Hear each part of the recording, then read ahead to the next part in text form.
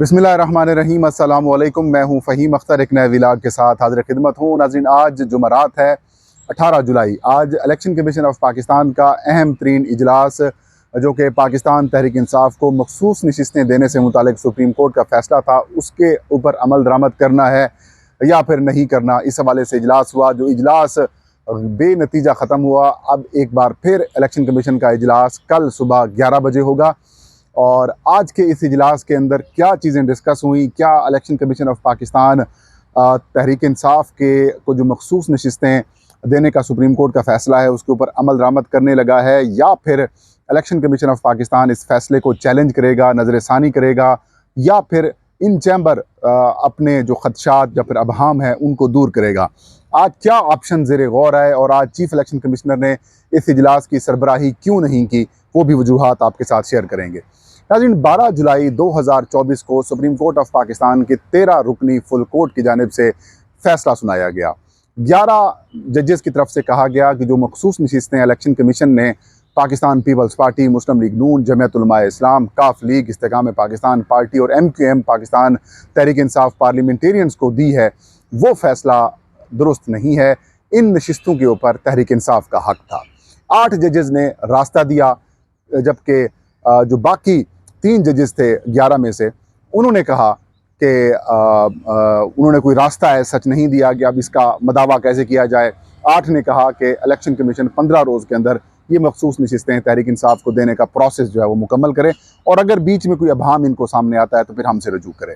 जबकि 2 जजेस ने कैटेगोरिकली सुन्नी इत्तेहाद कौंसिल की इस दरख्वास्त को रिजेक्ट कर दिया और ये कहा कि इलेक्शन कमीशन ने जो फैसला किया था और जो पेशावर हाई कोर्ट ने बरकरार रखा उस फैसले को, वो बिल्कुल ठीक है। तो 13 में से 8 जजेस ने क्लियरली रास्ता दिया, इलेक्शन कमीशन को हुक्म दिया कि मखसूस नशिस्तें तहरीक इंसाफ को दी जाएँ।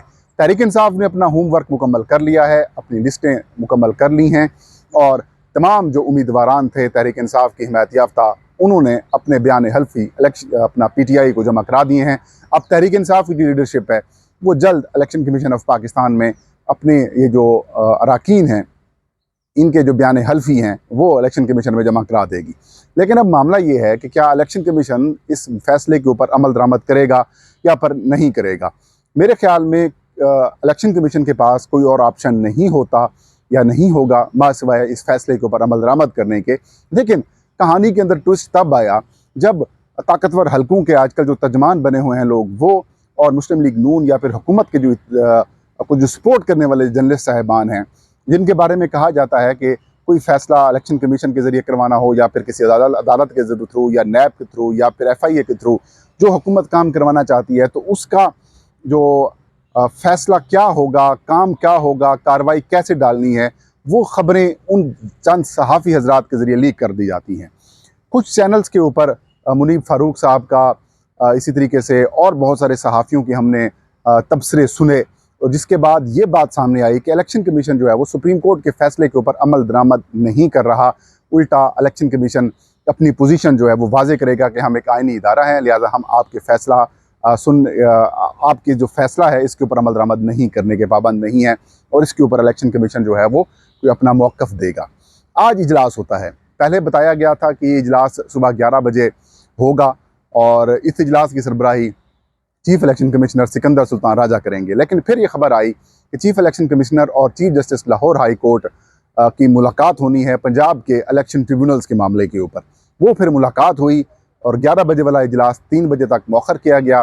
फिर इजलास की सरबराही मेंबर सिंध, जो कि सीनियर मेंबर हैं इलेक्शन कमीशन के, निसार दुरानी साहब, उन्होंने की।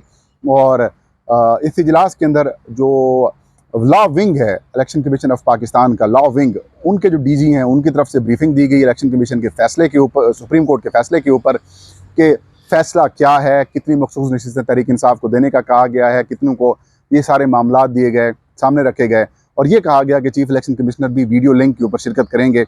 लेकिन वीडियो लिंक के ऊपर शायद उन्होंने आज शिरकत नहीं की, तो आज हतमी फ़ैसला इलेक्शन कमीशन ऑफ पाकिस्तान नहीं कर सका।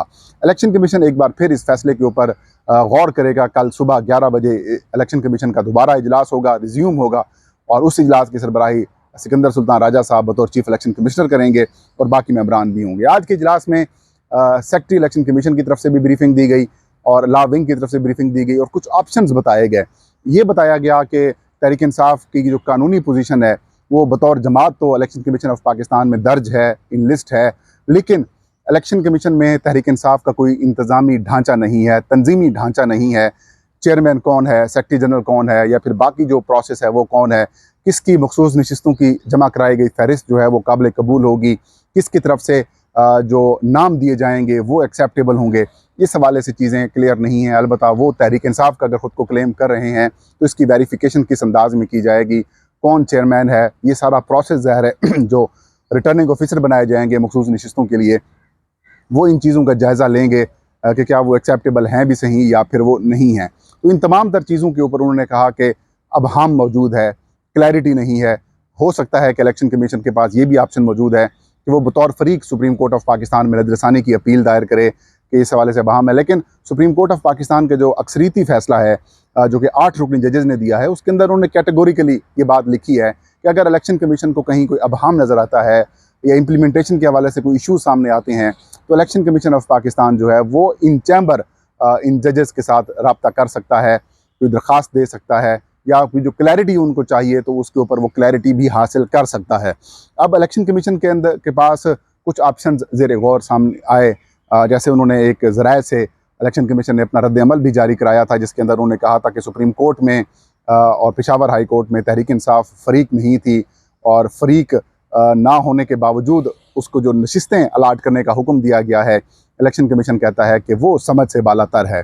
ताहम गौर जारी है, दबाव भी ज़ाहिर इलेक्शन कमीशन के ऊपर होगा कि आप इस फैसले को इम्प्लीमेंट ना करें, लेकिन मैं ये नहीं समझता कि इलेक्शन कमीशन जो है वो इस फैसले के ऊपर अमल दरामद ना करने की तरफ जाएगा, क्योंकि माजी में भी इलेक्शन कमीशन को पंजाब और खैबर पख्तूनख्वा के असम्बलियों के आम इंतखाबात कराने का हुक्म दिया गया था और उस हुक्म में इलेक्शन कमीशन की तरफ से कोशिश तो की गई थी, लेकिन कोशिश वो थी जो मैं एक लतीफ़ा भी सुनाता हूँ और एक मिसाल भी सुनाता हूँ कि आपको याद होगा कि जंगल में जानवर मरने लग गए थे बहुत ज़्यादा।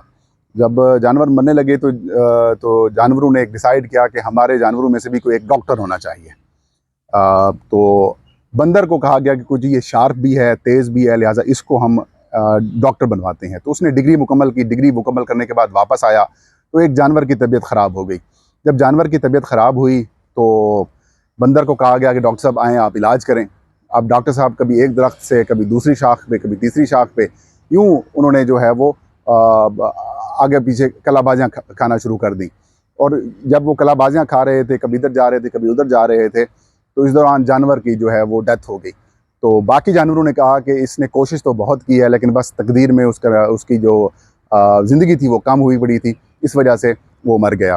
तो अब कहानी ये है कि इलेक्शन कमीशन ने खैबर पख्तूनख्वा और पंजाब असम्बली के आम इंतखाबात कराने के लिए कोशिशें तो वही की थी जो बंदर ने की थी कि गवर्नर पंजाब के पास चले गए, गवर्नर खैबर पख्तूनख्वा को बुला लिया और उसके साथ मीटिंग कर ली, लेकिन इलेक्शन नहीं करवाए गए थे। मतलब ये कि बॉटम लाइन ये थी कि सुप्रीम कोर्ट के फैसले के ऊपर इलेक्शन कमीशन ने अमल दरामद बज़ाहिर तो किया था लेकिन फुली इम्प्लीमेंटेशन उसकी नहीं की थी, और जो हुकूमत का मौक़िफ़ था फिर वही इलेक्शन कमीशन ने अपना मौक़िफ़ जो है वो अपना लिया। लेकिन अब कहानी डिफरेंट है। अब कहानी इसलिए डिफरेंट है कि फुल कोर्ट है। फुल कोर्ट के अलावा आपके पास क्या रिलीफ हासिल करने के लिए क्या है? कोई और रिलीफ नहीं है। आपने फिर सुप्रीम कोर्ट ने बाउंड भी कर दिया इलेक्शन कमीशन को, आपको अगर कोई अबहम नज़र आता है, कोई इशूज़ नज़र आते हैं तो आप हमसे इन चैम्बर रब्ता करके आप इस अबहम को भी दूर कर सकते हैं।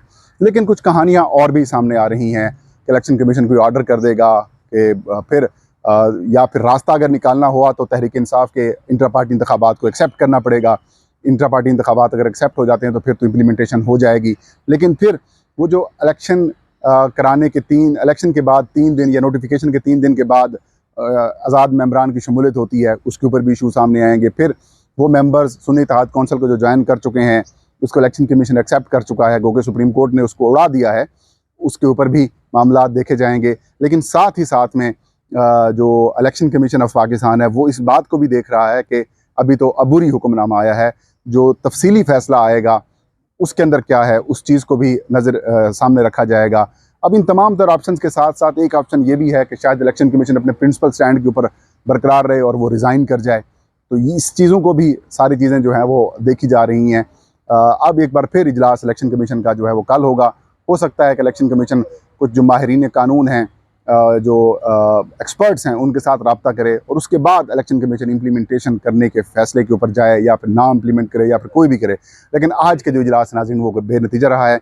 लेकिन मैं नहीं समझता कि इतना कैटेगोरिकली और क्लियर फैसला होने के बावजूद इलेक्शन कमीशन को इतना ज़्यादा ताख़ीर का शिकार होना चाहिए या इतनी ताख़ीर करनी चाहिए, ये बनती नहीं है।